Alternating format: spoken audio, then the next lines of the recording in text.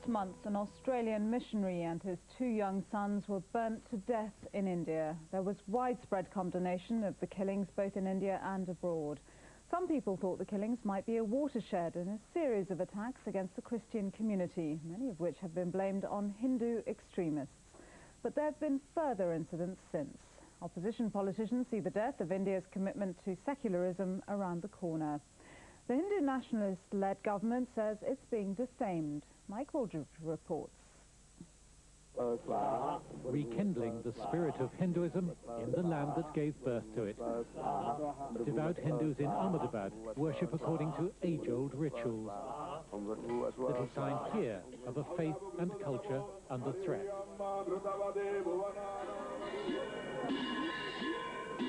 But several thousand sadhus, Hindu holy men, are gathering here to chart a strident course for the defense of the faith.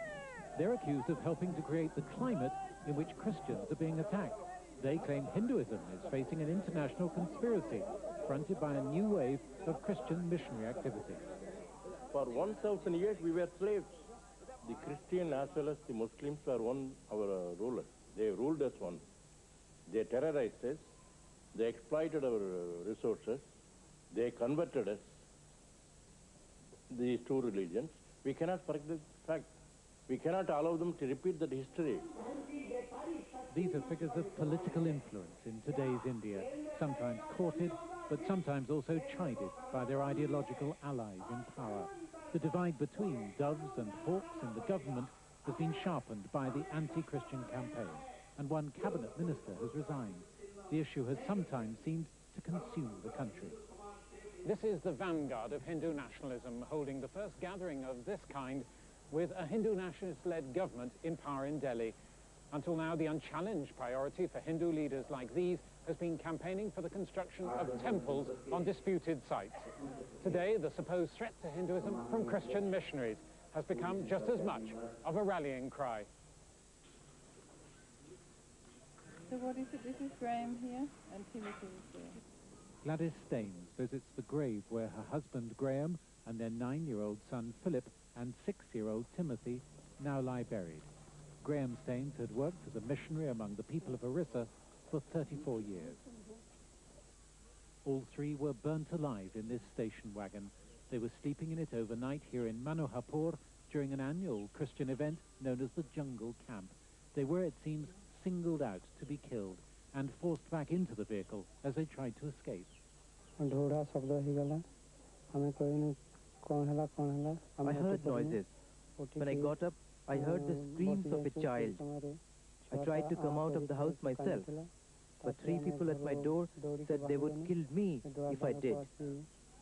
This was an act of such particular brutality that it's been made the subject of a judicial inquiry. Some of the Hindus in Manoharpur say outsiders had been trying to stir up the conversion issue, but it wasn't something they saw as a problem. This leprosy home was the focus of Graham Staines' work with the poorest. His widow is staying, determined to see that it keeps going.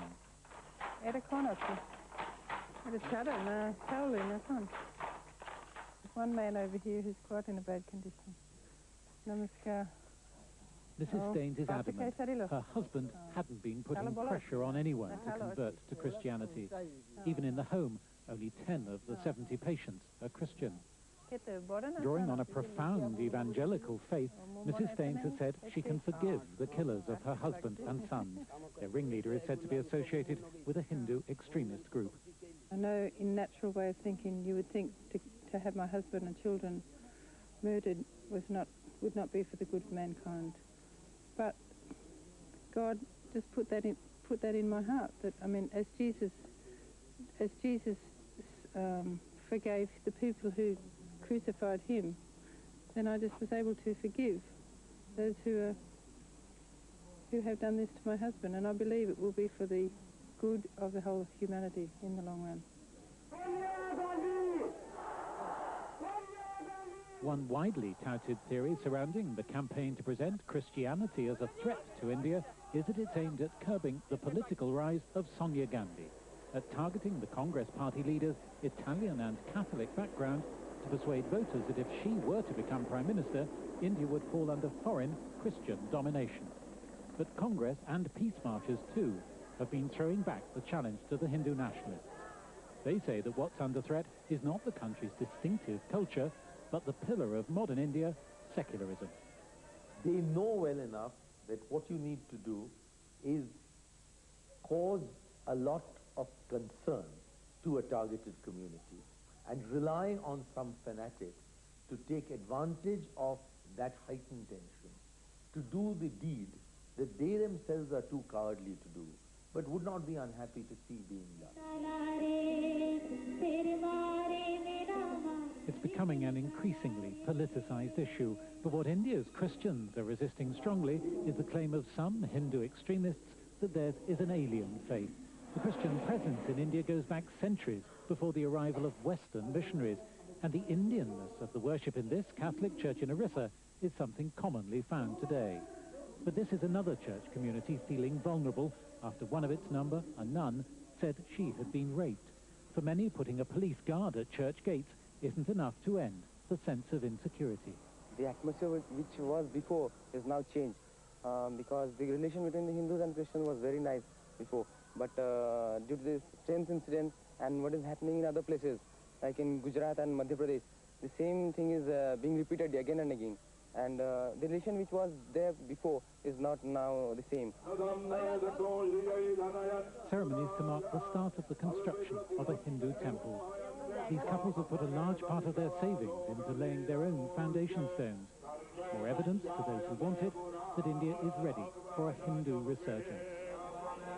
Many Indians say one thing they could never have foreseen is conflict between Hindus and Christians. Although they deny a hand in the violence, the ultra-nationalist groups, according to the BJP's own coalition partners, will have to be reined in, or India may yet see political fallout on the grand scale of the temple arising here. Mike Waldridge reporting.